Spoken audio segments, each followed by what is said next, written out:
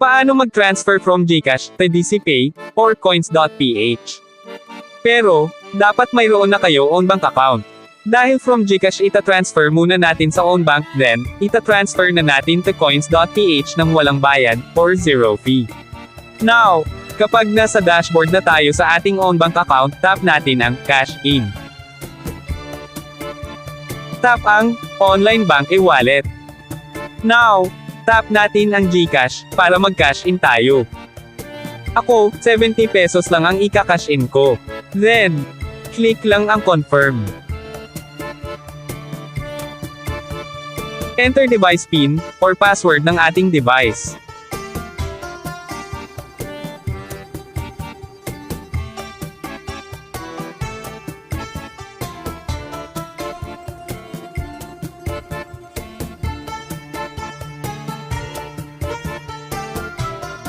Then, mare-redirect tayo sa ating GCash account. At, upang mag-login tayo, input lang natin ang GCash number, then, input your name of course.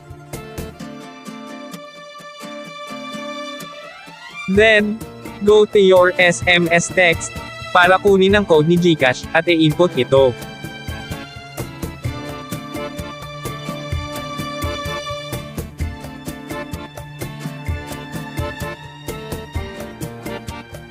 And of course, enter natin ang ating GCash PIN. Then, tap natin ang Pay.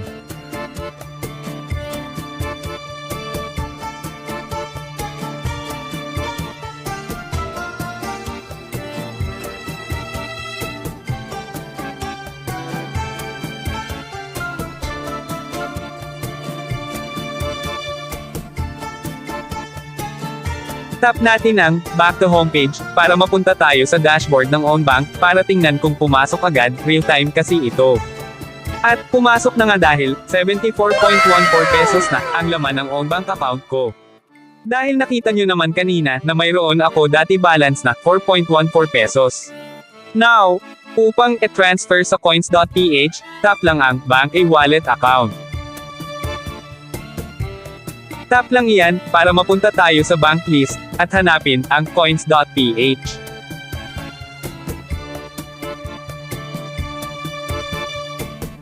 Then, enter mo na ang Coins.ph account number at ang account holder o kung sino ang may-ari ng Coins.ph account.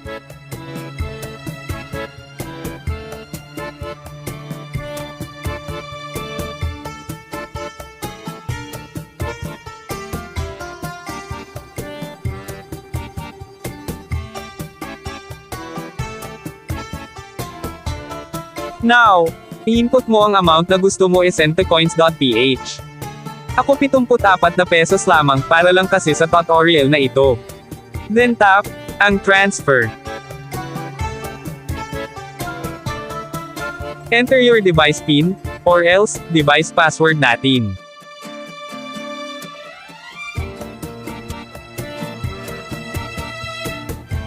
At makikita natin na transfer successful. This time, ang balance natin sa own bank ay nawala na dahil napunta na sa Coins.ph. At ngayon ay mag-login tayo sa Coins.ph ko. Kung nandoon na ang SNN natin na 74 na pesos. At pumasok na nga sa Coins.ph ko ang inilipat ko na pera. Dito kasi sa own bank ay real time based on my own experiences. At ang own bank account ko ay pinakatulay ko ito sa pag-bank transfer para makaiwas sa bayad. Tulad ngayon from GCash to Coins.ph na pag-transfer ay libre, pero naging tulay si own bank. At mayroon pa isang option na alam ko mag-transfer na zero fee, kung mayroon kayo Shopee Pay, kaso lang 300 pesos ang minimum na pwede ma-transfer.